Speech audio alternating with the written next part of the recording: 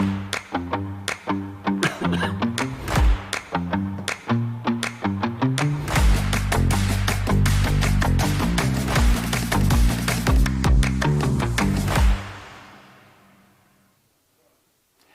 I'm Brent Clapp. Glad that you guys are here with us today. We don't often have an EOTalks live, but it just so worked out with Congressman Cliff Bentz's schedule that he could be here and be live. And so, hey, thank you, man, for being here. And we only have about 25 minutes because you have a call to the White House that you didn't know was happening before. So it's like, okay, I'll take that as an excuse. Yeah, I mean that's a way better excuse than the dog ate your homework. Yeah, right. Well, when the White House says it's going to be at a certain time, they generally, unless you're a senator that is controlling something, yeah, and I'm not, yeah. You don't tell the White House when. You just say, sure, I'll be there. Right. So for those of you out there that might be wondering, so how did this come? I mean, and I've had some questions like, well, why are you talking to Cliff Bentz? Why are you talking to Cliff Bentz? And I would say that I'm talking, one, we've had a relationship for a long period of time, and he called me. And so then for those of you out there that might not appreciate Mr. Bentz's particular Republican position, call the people you like and tell them to call me, and they can come on the show. It's that simple. Yeah. In fact, all the I've connected with Wyden's people from time to time and said, hey, next time you're in LeGrand, can you come by? And so, thank you. And for those of you also, you have the ability to ask questions of Congressman Bentz in the Facebook comments, and I ask that your comments would be polite and professional, and if they're relevant, then we will pass them on. So, we only have a few minutes, so let's get going, man. So, so you stopped having public town hall meetings, and I wasn't the last one up here at EOU. I think was a little disruptive. I don't know. Help me understand that. But what you have switched to is you've switched to these. A phone town hall meeting, and I listened to one of those recently. It was about an hour long, and people have the ability to submit questions to you either in person or online.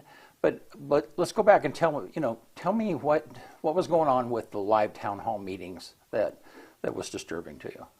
Right. Well, first of all, thanks for having me on your show. I really appreciate it, Brent. And I held 4 live town halls, one in Baker City, one here in LeGrand, one in Pendleton, and one up at Port of Morrow. And that was back in February, March of this year.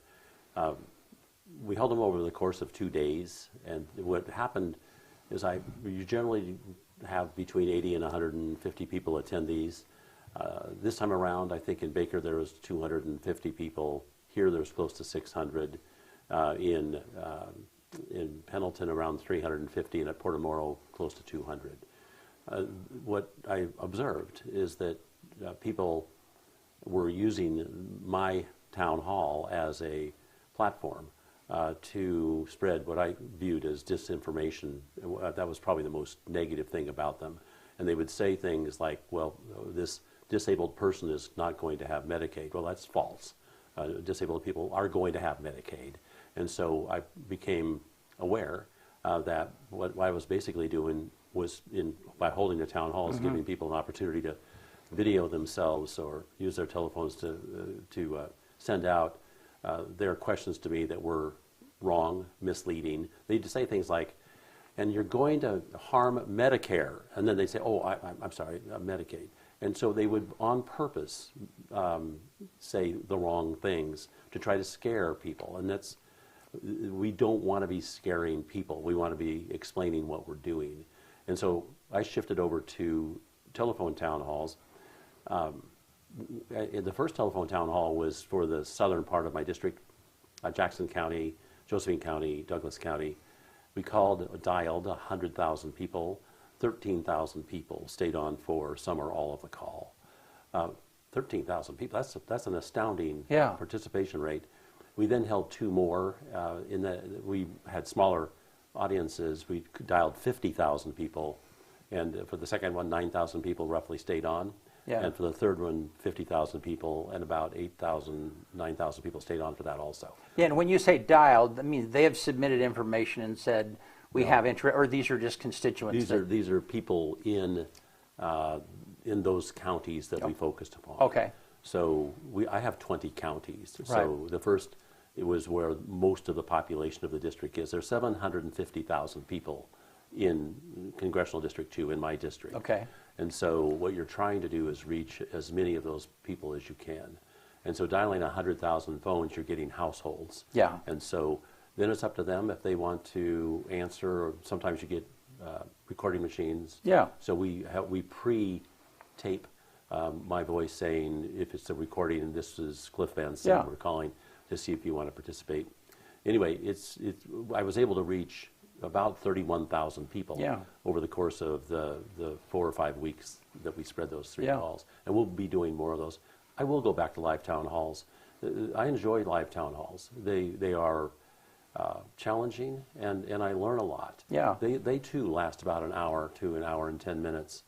So the fact that I've chosen not to do them, you go, well, okay, it's an hour and 10 minutes.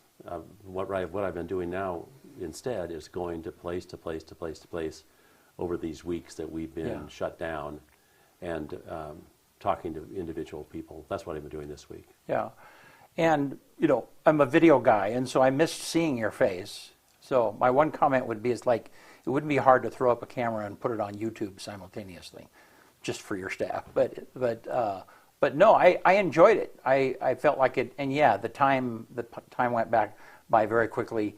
People had access, and they could ask you whatever, which is the point of a town hall, right? It is, and with a telephone town hall, you don't have to do a couple of things that became really necessary in these live ones. One is police. So we had what we've done in the past is we've asked for crowd control help, and I honestly can tell you that as I was going to these live town halls, I was actually happy to have the police presence. That's not good. You shouldn't have to worry about the crowd suddenly turning on you. But that was definitely a concern in some of these meetings. People became extremely, what would I call it, aggressive in their remarks. It was almost as though they'd spent a lot of time on social media and forgot that they were in a live venue, or perhaps they enjoyed being rude. But we see that. We see that happen. Yeah. Well, so let me switch just a little bit. I think one of the reasons that we know that these things have become so volatile is because President Trump is office, and there's a lot of people who dislike him. I watched several of the interviews that you've done before, kind of in preparation for you being here, and there are times that you separate yourself from him, and which, for me, and I don't know, I think that's refreshing, because there's this thing of when Mr. Bentz goes to Washington, is he just going to become a part of the machine? And talk to me a little bit about how you internally do that. How do you, how do you manage that? Well, I would welcome folks that disagree with how I approach this job to come back to D.C. or give us a call or something. We do our best to try to respond to everybody, no matter what the political position may be. When it comes to what positions I take in relation to the White House, you would first want to look at what position our party is taking in the House itself, and so in Congress, because the only way you get things done is as a group. As an individual, you're not going to get anything done in D.C. unless you're the president. But there are 435 members of the House, and then there's those 100 senators. Yeah. So if you're part of a group of 435 people, and I am, and there are 220 of them are Republicans, you have a majority of about two. Two. So that means you better all get along, or you're not going to get anything done. Right. What this leads to is the people on the other side of the aisle saying, well, you guys are all on lockstep. And you go, well, you kind of have to be when you have, you can only lose 2 votes. Yeah. It fluctuated. At one point, we had a massive majority of 4 votes, but it's reduced down to 2 because of illness and replacements and things like that. We still have a majority, barely. But if you're going to get something done, you have to have almost a unanimous agreement. And I'll just tell you, when you have 220 people, getting them all to agree on something. Yeah, I can imagine. Think about being on a school board. You have 7 people. You can't. Or how about a county commission? You have 3 people. Getting agreement is extremely difficult, but you're not going to get anything done because the Democrats are not going to help you. Right. They're going to vote no over and over and over and over. And so, you've been in that position too. Where have I ever? Yeah, where you were the minority party, and that was, Yeah, for 12 years, when I was in Salem, 10 years in the House, 2 years in the Senate, not one day in the majority. So this has been an extraordinarily welcome change. Now, if you're going to get something done now that I am in the majority of the House, that's good. Now, many people are saying, well, you Republicans are now in control because you have the House, you have the presidency, and you have the Senate. But that's not true on the Senate side, because the Senate takes 60 votes, not 50, 51 votes. It takes 60. And that's because of the solution to the filibuster. Cloture, which the cloture rule says that you will have 60 votes to avoid a filibuster. Well, that means we only have 53 Republicans in the Senate. Right. So that means we don't control the Senate. Right. And so for people to come in and say, well, you have all 3 branches of government, why don't you stop this shutdown? You go, wait a minute. The Democrats have 7 votes that we need in the Senate to do anything. That's why the Democrats have insisted on creating this shutdown is beyond me, because they have their 7 votes in the Senate. They didn't need to shut the government down to make themselves heard, because we need 60 votes in the Senate. People need to understand that. So, and it's 60 votes to have a vote, right? I mean, so in other words, in the Senate, they have the ability to filibuster and to overcome that filibuster, and this is where they're at right now. And to overcome that filibuster, you have to have 60 votes before then it can go to a vote? No. The votes can be called any time by the leader. Okay. Leader Thune can call the votes any time. Okay. But to get something out the door, across the floor and out the door, it's going to take 60 votes. Oh, wow. Okay. Most people don't know that. No, I don't think I clearly understood that. People would ask, well, isn't this a democracy? Isn't one more than half enough? Yeah. Not in the Senate. Not in the Senate. No. Because of their rules. Yes. Yeah. And that was because during the days of the filibuster, they could stop anything from happening for days. Okay. And so to get past that, they came up with the concept of saying, okay, we're going to have a supermajority requirement to avoid the filibuster. I see. Okay. And so the supermajority requirement is 60 votes. Okay. Now the president has been saying to the Republican senators as recently as yesterday morning at breakfast, get rid of that rule. Make it just 51 votes. But I think most of us who have been around would say, well, wait a minute, we Republicans are not going to be in charge of the Senate forever. Right. So we understand the value that this 60 vote, the supermajority vote, gives to the minority.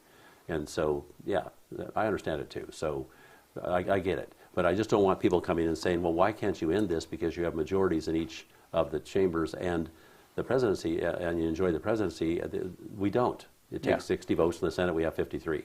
Okay, so as quickly as you can, boil down for me what the issue is in the shutdown right now.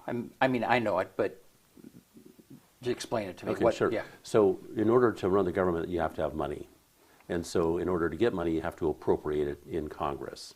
And so usually the appropriation process should be based on 12 bills, 12 appropriation bills, each one on a separate area. Okay. And so that's called regular order. When you go through committee, each appropriations committee, 12 of them, subcommittees of appropriations, each one passes this bill, goes to the floor. Those bills go to the floor. You get them across the floor of the House. They go to the Senate. That's how it should. Those bills, those appropriation bills, are what usually fund the government. When you go to regular order, it's really complicated and it takes a lot of time. Well, the end of the fiscal year is September 30th, and those bills were not yet done, and that meant you have to have a continuing resolution continuing the budget year to a date contained in the resolution. Okay. That resolution had been passed back early in January. We passed a continuing resolution with Democrat help and in the Senate. Because remember, you need 60 votes. Okay. So Senator Schumer brought enough Democrat votes to pass the continuing resolution that brought us up to the end of the fiscal year, this last September 30th. So we came to September 30th, and we Republicans, including me, in the House, and one Democrat, voted for a continuing resolution that would have kept the government open and and all the spending funded, including food stamps, SNAP, and all the military paid, and all the things that you need money for. Right. And so we voted in the House for this, what we call a clean CR, which was to extend the same budget we'd been on since earlier in the year. It passed out of the House and over to the Senate with one Democrat vote and all but two, I think, Republican votes in the House. I voted for it. I want the government to stay open, so I voted for the so-called clean continuing resolution to keep money flowing. When it got to the Senate, it stopped. And what happened is that the leader from New York, Senator Schumer, said, we're not going to give those votes, and we're going to let the government shut down because no money at the end of the year. So because we got it out the door before the end of the fiscal year, over to the Senate, we House members, and then we don't have 60 votes. So they let the government shut down. Because almost all but one of the senators on the Republican side voted for the CR we had passed out of the House. Okay. But the Democrats, I believe there were 3 of them out of the 47 that they have. This gets a little confusing because there's a couple of independents, but yeah. I'll say 3 Democrats voted with we Republicans in the Senate to keep the government funded. But we were short 5 votes. Okay. So if with those 5 votes, the government would not have shut down. Okay. So the Democrats made a decision that they would not join in keeping the government open. And then when it closed, now we're in a position where we have to pass a bill to get the money flowing again. Okay. And again, we've said that same bill is sitting there waiting, and they voted on that same resolution 14 times. So in the Senate. And to sum up what I think you know, and you correct me if I'm wrong. So then the course of action was well, since we can't agree, let's just keep going the way that we are for now. Let's keep the money flowing, and I think your position is, because I've listened to some of the other interviews, is like, hey, let's just get things open back up. Yeah. You Democrats have the power to stop. They have their 7 stuff. They have their 7 votes. Yeah, and so why not open the government back up? You still, even opening up the government, you still have the power to push through whatever it is that That's you're exactly wanting. right. So what they've done, the Democrats in the Senate side have said, we're scared. Mm-hmm. We're scared of people back home in New York to the left. And given the outcome of the election on Tuesday, I don't blame them for being scared of people on the left. With Mondami being elected, he is a socialist. And so, of course, if they join us, the Democrats now, the 5 that we need in the Senate, they fear that they'll be primaried by someone further to the left for having gotten along with we Republicans. Let me just say this. The analogy that I think fits the best with what the Republicans are doing by shutting down the government is extortion. They're basically saying, you'll give us this, or we're just going to leave the government closed. So okay. They're wanting to force an outcome, not because it's based on votes, but because they think they can get there by shutting down the government. That's not the way democracy works. You just explained how democracy works. Keep the government going, and then go into Congress and make your arguments. And if you don't like what you hear, the Democrats can stop what they want in the Senate. They have that 7 votes. Yeah. We have 53 votes, we Republicans. The Democrats have the rest. In order for us to get to 60, it's going to take 7 Democrats. Okay. Now I keep saying that one of our Republicans isn't voting with us. That means we need 8 Democrats. 3 Democrats have joined us. That means we need 5 Democrats. Yeah.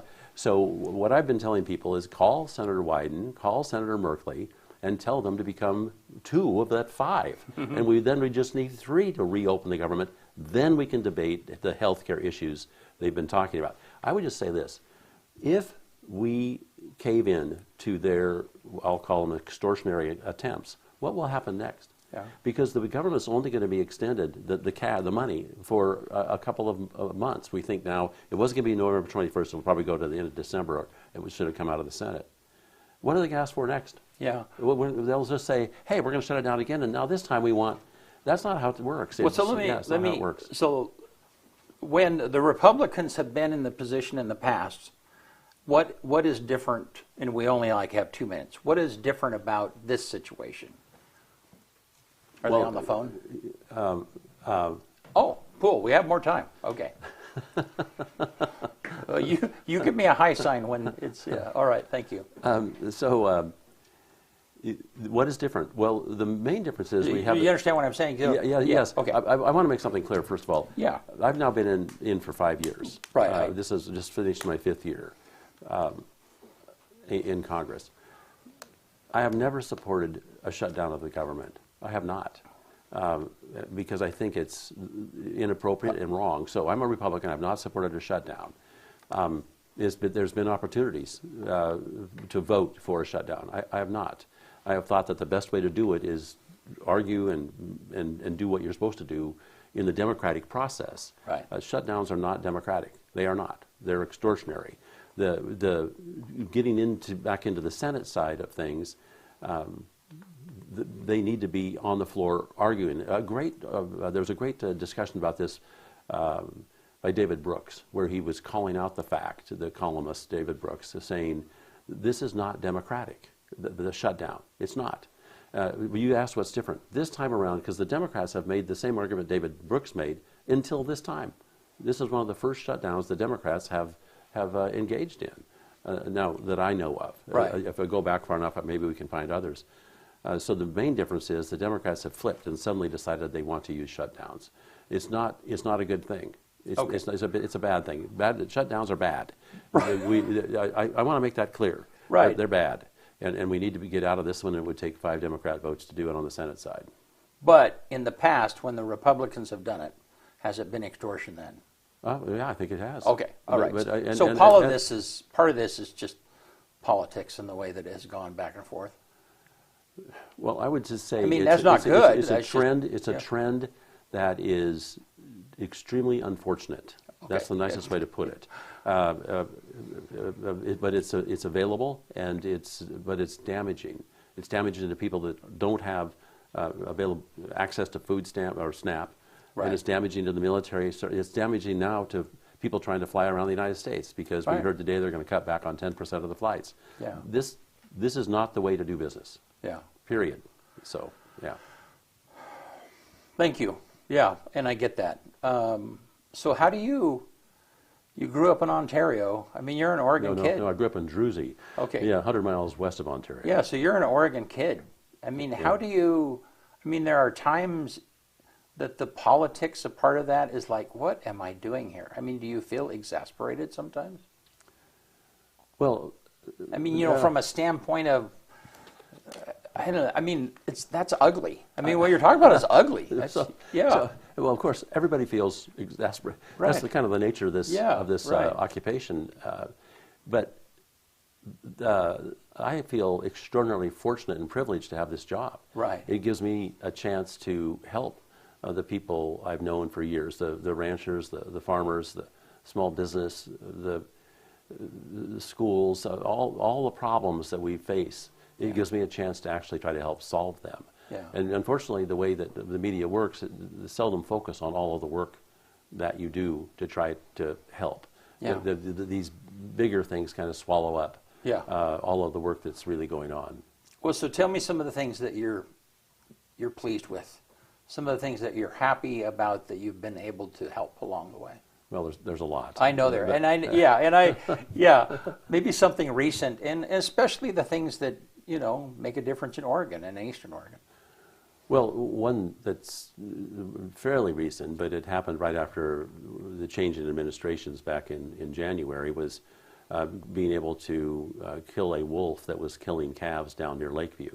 And the Trump administration's new people in the Fish and Wildlife space realized that this wolf was putting children in danger waiting at bus stops down in southern Oregon, and allowed.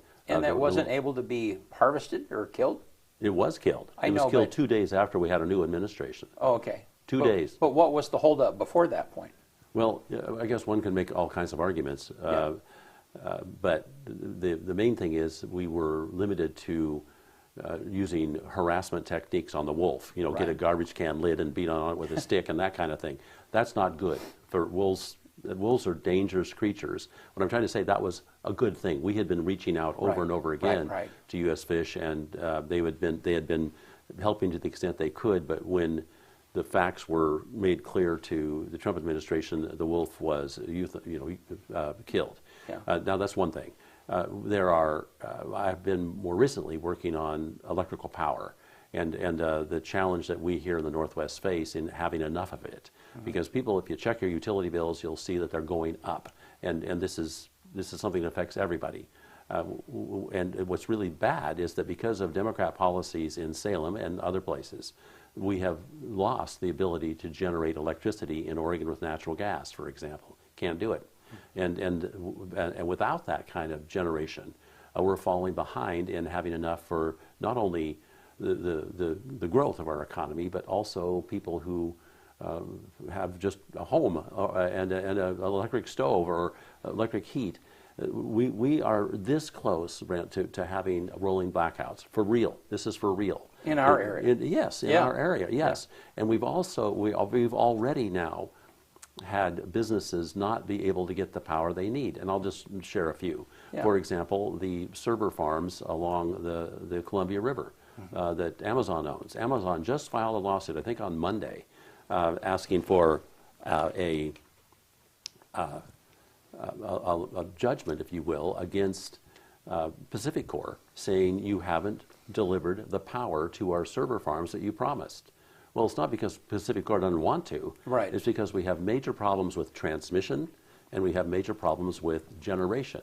And so I've been working on that. I was able to get on the Energy and Commerce Committee, and I was put on the subcommittee on energy in that group. And it took me 4 years to get on that committee, but I'm so happy to be there now. And I'm working with any number of groups in trying to figure out how we can get more generation in the Northwest and how we can get better transmission. Now, this is a great big deal to just about everybody, but it's not as exciting as some of the other stuff. Well, and in a conversation I heard Les Penning, who is the CEO of Oregon Trail Electric, and he mentioned this same thing. Yes. The rolling blackouts. And so, Well, he would know. Yes. He gets his power from Bonneville Power Administration. And one of the reasons I was happy to be on the Water Committee on Natural Resources is it has a bit to say about BPA's budget. Yeah. I remain on that committee, by the way. I got a waiver, so I'm on both the Natural Resource Committee and Energy and Commerce. So I have something to say in both committees about Bonneville Power. And so we're working in that space with any number of people and have been almost every day since the shutdown started and before that, trying to figure out solutions to the generation and the transmission problems. And this is something that makes a huge difference to everybody. Yeah. And I'm happy to have the support of the White House in this space. And I've been asked actually to come back to the White House and explain what should be done or how we can better help Bonneville Power. Yeah. Do you feel like, and you must feel like you're able to move the needle on some of these things? Because when absolutely. Yeah. And by move the needle, there's many ways of doing it. Yeah. There's ways of doing it by just going in and talking about it and letting people know that Congress is focusing on them or on the problem. For example, with this situation with the reason I thought we were going to have to be less time please. was I was thinking about this. On the telephone with the White House. There were some remarks made by the president regarding beef, and that it was too high priced, and he was going to try to help to do something about that. Well, his remarks immediately drove the cattle market down substantially, and so. And this is cattle country. Yes, and yes. That's so. I told my liaison with the White House in no uncertain terms how disappointed, I guess that's the understatement of the world, I was with the president's remarks, and that the one bright spot on our entire farm economy is the cattle business. Right. So to come in and suggest that those prices need to be lower, I don't blame people at the meat market, down trying to buy a steak or something for being unhappy with how much beef costs, but high prices solve high prices. Right. Because if you're getting more as a producer, you're going to grow the size of your herd, and pretty soon it's an up and down situation. The market goes up, market comes down, but that's as the herd grows. But you don't grow the herd by depressing prices, and so. But the great thing is the White House listened. They absolutely listened, and that's why they set up this call today with the trade representative on what I'm sure will be a discussion about Argentinian beef imports. And so, yes, I'm in a position to do something. They called me and invited me to be in a small group on that call. So, yes, we'll be able to do something there. So I have a lot of connection with farmers and ranchers in the area. The farmers are like hurting like crazy. The ranchers are thankful that they have beef. You know, some of them have both, and so they're, just to balance out these kind of things. Talk to me a little bit about farming, crops, price of stuff. Well, I think you probably are getting pretty close to tariffs. And so I've never been a big fan of tariffs. I understand that trade is complex and that many countries have taken advantage of us, and I think perhaps we haven't protected many of the people in the United States from the damage that free trade has done to them. And I would point at people in the manufacturing space as an example. Also, I don't think we were sufficiently careful when it came to allowing China and other countries to take over complete control of certain things that we absolutely need, rare earth minerals being one. So there's huge challenges in the trade space that I think the president is doing his best to address. But none of these things are easy. They're incredibly complicated, and they mean millions upon billions, even trillions of dollars. And so how one approaches trade is extremely complicated.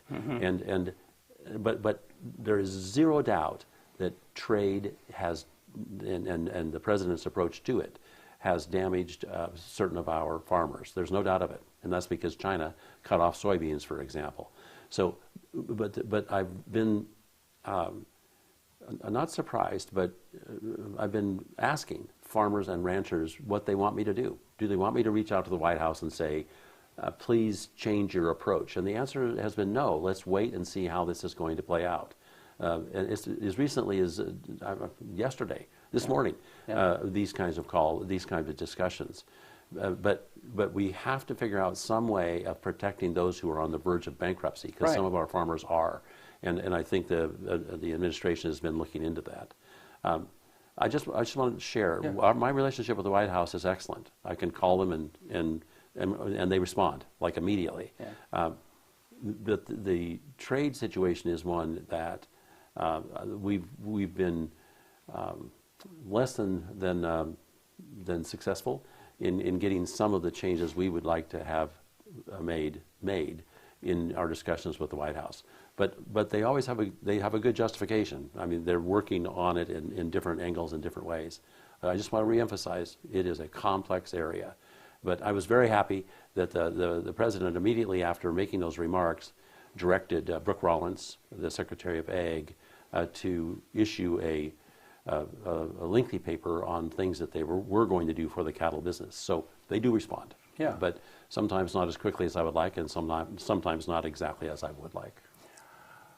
Thank you. So the people that are critical of you, I'm going to give you an opportunity to address the things the criticisms that you hear. What do they say, and how would you want to respond to them? Well, I think the things that I've heard most about are Medicaid, and what I would respond is by saying, and the ACA, the misnamed Affordable Care Act. It should be called the Unaffordable Care Act. What I want to say is these programs are terrifically important. Medicaid is an essential program. We have to have it. The same is true for our food programs, our SNAP programs. But we don't have to, or we should not be implementing those programs in ways that are inconsistent with the very law itself. So, for example, there are people on these programs that should not be on them. People that make too much money to be on them, for example. And so people who are here illegally that are on them. And the law says you can't be on Medicaid if you aren't a citizen. And the law says you can't be on Medicaid if you make more than 138% of the federal poverty level. So we, in passing our laws, have said let's make sure that we are including people in these programs that are supposed to be there.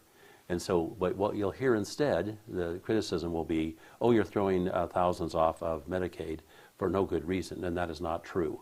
We did impose a work requirement, which, by the way, some 86% of Americans actually support a work requirement for Medicaid. They actually support a work requirement for SNAP. The work requirement are somewhat similar, but the work requirement only applies to able-bodied people. But at my town hall meetings, I had people stand up and say, well, I'm disabled, I'm going to lose Medicaid. No, that's not true. Right. If you're disabled, you're one of the original group that this essential Medicaid program was enacted to protect.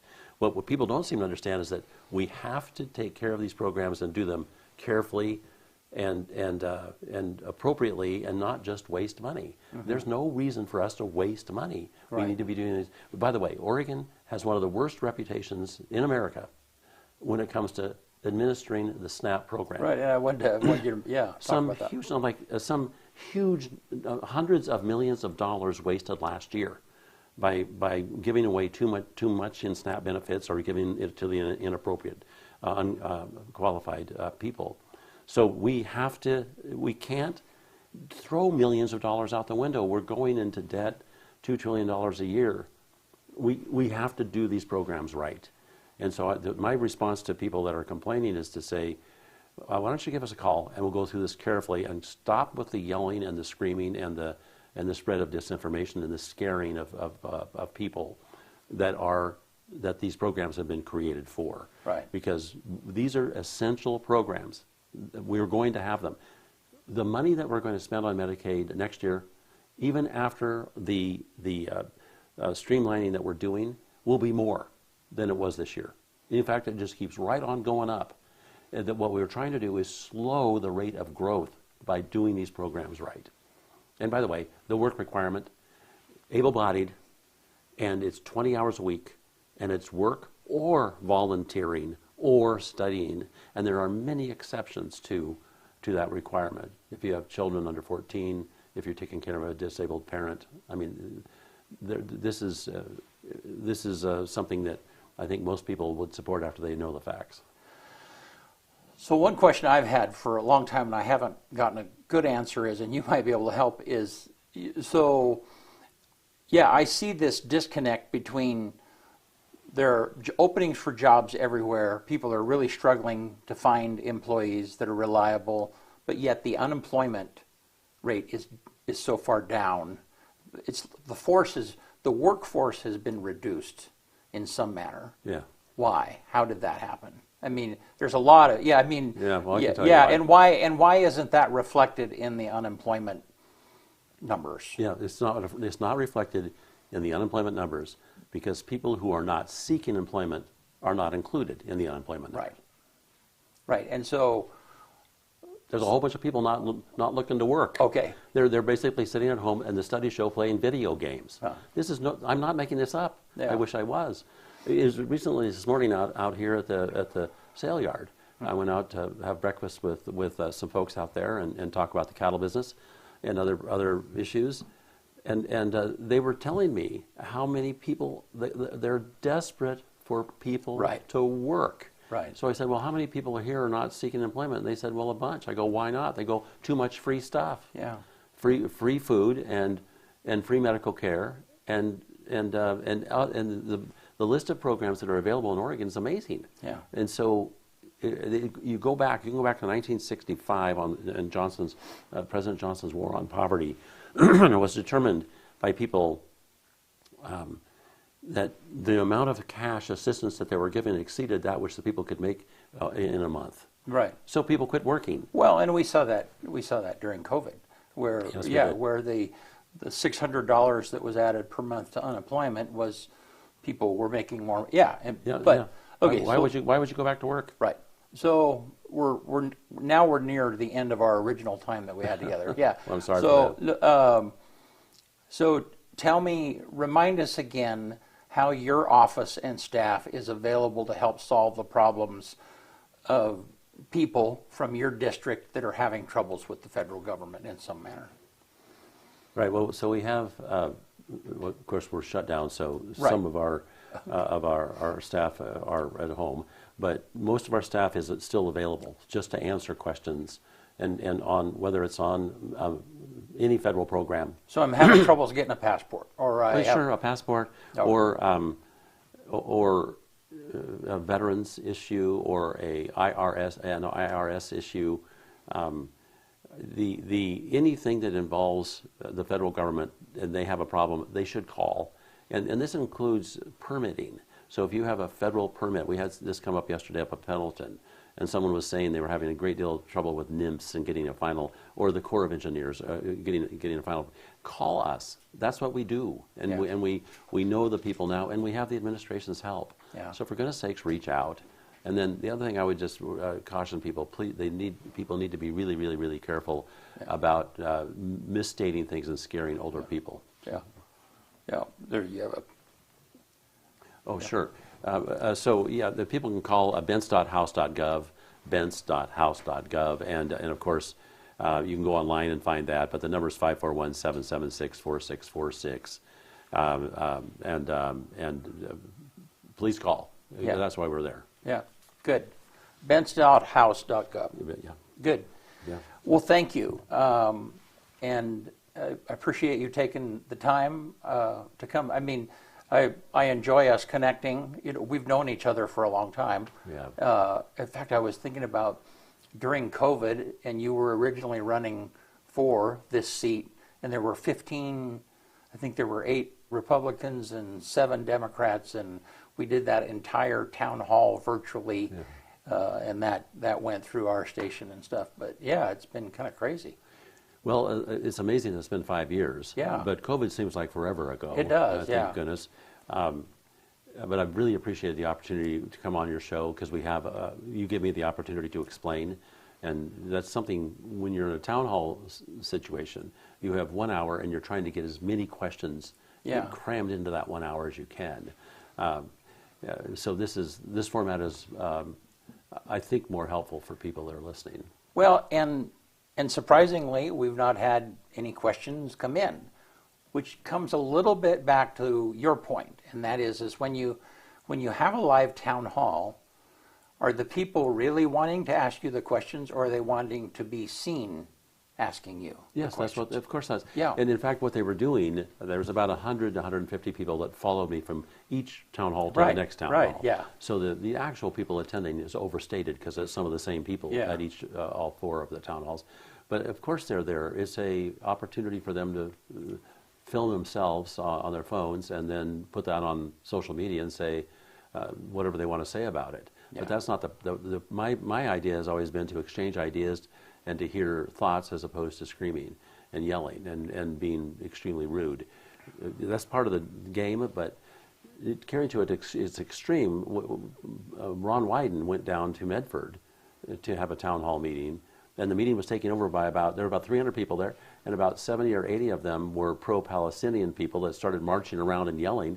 He never got to say a word. He finally just got up and left. Yeah. That's what is that? That's turning a town hall into a demonstration or a protest event. That's disservice to everybody that was there to actually hear the guy talk. Right.